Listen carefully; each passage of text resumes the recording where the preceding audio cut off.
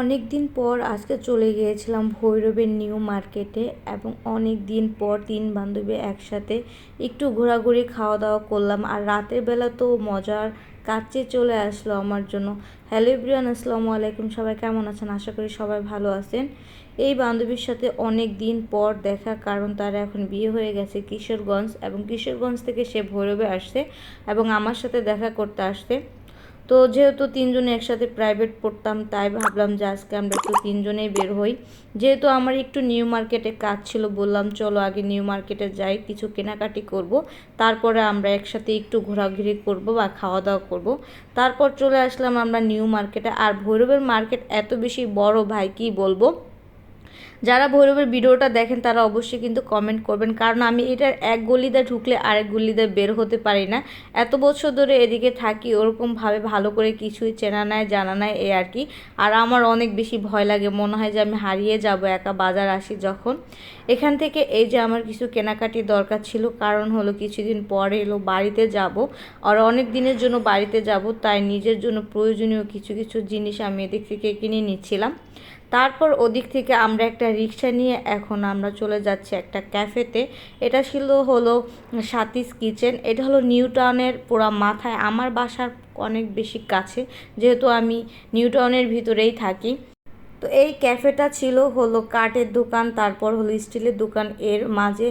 প্লেসটা অত বেশিটা সুন্দর না, কিন্তু ভিতরে আসার পর আমাদের ভালোই লেগেছিল। কিন্তু যেহেতু মেন রাস্তার সাথে অনেক বেশি ধুলোবালি ছিল, এটা যদি সুন্দর একটা প্লেসে হইতো তাহলে আরও বেশি ভালো হইতো। প্লেসটা অতটা ভালো লাগে নাই, কিন্তু এদের খাবারের মানসম্মত মানে আমরা দেখতেছিলাম, এবং যেটা বুঝলাম আলহামদুলিল্লাহ অনেক বেশি ভালো ছিল।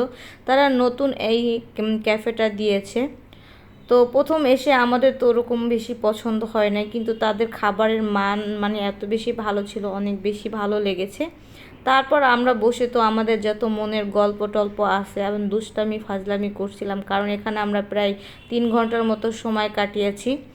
এরপর এখানে বিশেষ করে আমরা আজকে খেতে এসেছিলাম হলো পোড়া রুটি আর চা, যেটা হলো এখন বিখ্যাত এবং ট্রেন্ডিংয়ে চলতেছে, যে পোড়া রুটি আর চা। তো এখানে এই যে হলো বাটার মেখে নিচ্ছিল রুটির সাথে, তারপর রুটিগুলো কত সুন্দর করে পুড়িয়ে নিচ্ছিল। তো আমি এখন আবার ভিডিও করতেছিলাম, যে ভাইয়াদের বললাম ভাইয়া ভিডিও করা যাবে নাকি, আমি একটু ব্লগ করি। পরে বলছে হ্যাঁ আপু করা যাবে। আর ছিল তার সাথে মজাদার দুধ চা। অনেক দিন পর আজকে দুধ চা খাবো। দেখেন দেখতে কতটা লোভনীয় লাগছে, মানে খেতে তো তা অসাধারণ হবে, তাই না? অনেক খাবারে কিন্তু আমরা দেখতে ভালো লাগে কিন্তু খেতে ভালো লাগে না, কিন্তু এটা এত বেশি মজা ছিল কি বলবো, অনেক বেশি ভালো লেগেছে খাবারটা। তো কে কে দুধ চা আর পোড়া রুটি খেয়েছেন অবশ্যই কিন্তু কমেন্ট করে জানাবেন। আর ভৈরবের ভিতরে যারা আছেন অবশ্যই কিন্তু আপনারা এই সাথী কিচেনে আইসা, মানে সাথী কিচেনে এসে এই পোড়া রুটি আর চাটা খেয়ে যাবেন, মানে এক কথা অসাধারণ। এটার দাম মাত্র ছিল 80 টাকা প্যাকেজ। তো একটা রুটি এক কাপ চা অনেক বেশি মজা। তো আমার বান্ধবী এদিকে রিভিউ দিচ্ছিল এবং আমি খেয়েও এখন রিভিউ দিব। এক কথায় অসাধারণ, এবং আলহামদুলিল্লাহ আলহামদুলিল্লাহ খেয়ে তৃপ্তি পাওয়া যায়।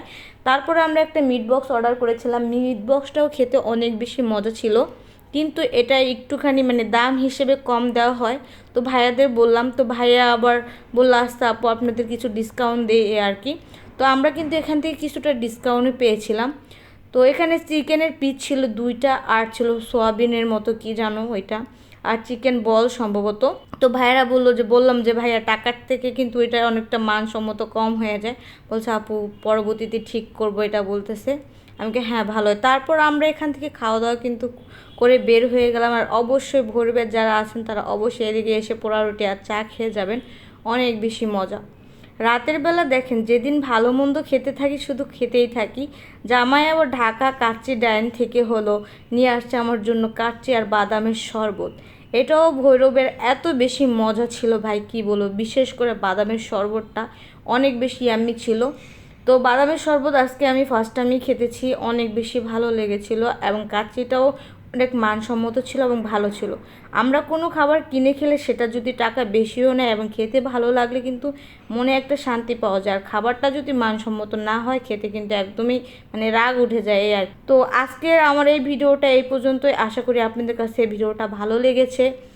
অবশ্যই ভালো লাগলে কিন্তু সুন্দর একটা কমেন্ট করে যাবেন। আর যারা ভৈরবের ভিতরে আছেন অবশ্যই কিন্তু এই দুইটা জিনিস ট্রাই করবেন। আল্লাহ হাফেজ। পরবর্তী ভিডিওতে আবার আপনাদের সাথে দেখা হবে। Tata, bye bye.